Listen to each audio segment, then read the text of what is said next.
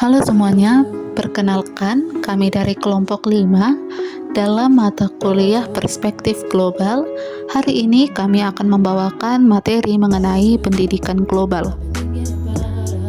Adapun anggota dari kelompok 5 yaitu Leni Marlina Tarigan, Maria Eka Ristina Siregar, Meifa Agnes Evatari Manurung, Neisa Afifa Lubis, dan Nadia Inanda.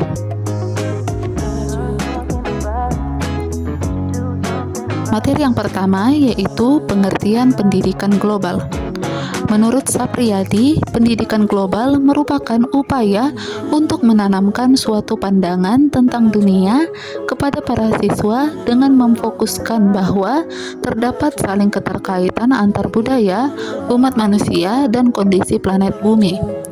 Pendidikan global merupakan suatu cara ataupun jalan untuk menyampaikan kepada peserta didik bahwa di dunia ini memiliki banyak perbedaan-perbedaan yang saling ketergantungan satu sama lain yang tidak dapat dipisahkan antara satu sama lain. Dapat diambil kesimpulan bahwa pendidikan global adalah jalan yang ditempuh untuk menanamkan pandangan tentang dunia yang memiliki banyak perbedaan yang saling ketergantungan satu sama lain yang tidak dapat dipisahkan.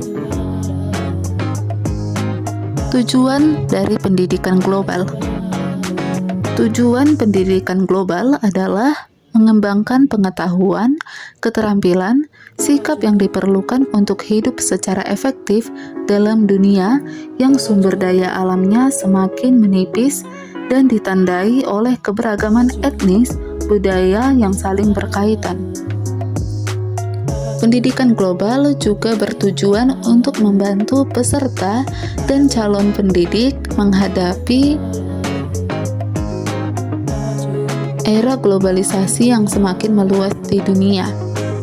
Menurut Hobbes, pendidikan global bertujuan untuk mempersiapkan siswa dalam memahami dan mengatasi segala ketergantungan global dan keragaman budaya, termasuk hubungan, peristiwa, dan kekuatan yang tidak dapat ditampung dalam batas-batas nasional dan budaya. Selain itu, menurut Hobbes, ada 3 tujuan dari pendidikan global, yaitu yang pertama ialah pendidikan universal atau global memberikan pengalaman yang mengurangi perasaan kedaerahan dan etnis. Yang kedua, pendidikan ini memberikan pengalaman yang memberikan siswa untuk lebih dekat dan lebih siap dengan keragaman universal atau global.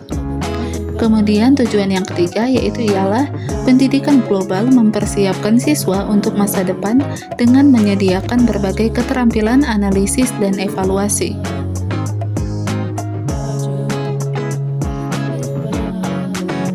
Selanjutnya, kajian pendidikan global. William M. Knibb mengemukakan bahwa isi pendidikan global dirumuskan dari realitas sejarah dan kondisi saat ini yang menggambarkan dunia sebagai masyarakat global. Unsur kajian yang dianggap esensial dan mendasar bagi pendidikan global yaitu kajian tentang nilai manusia, kajian tentang sistem global, kajian tentang masalah-masalah dan isu-isu global, kajian tentang sejarah, hubungan, dan saling ketergantungan antar orang, budaya, dan bangsa. Kemudian kajian tentang nilai manusia. Nilai-nilai yang dianut oleh banyak orang biasanya menggambarkan bagaimana sikap, keyakinan, dan perilakunya yang bersumber dari pengalamannya. Nilai-nilai yang kita miliki, bagaimana cara kita memandang dunia, dan bagaimana nilai-nilai itu mempengaruhi kita, dan bagaimana kita menerapkannya dalam aktivitas kita sehari-hari. Terkadang nilai yang kita miliki berlebihan atau melampaui batas yang kita anggap universal dan menentukan kita sebagai manusia. Nilai universal. Nilai-nilai universal berasal dari berbagai ragam budaya dan tradisi di dunia.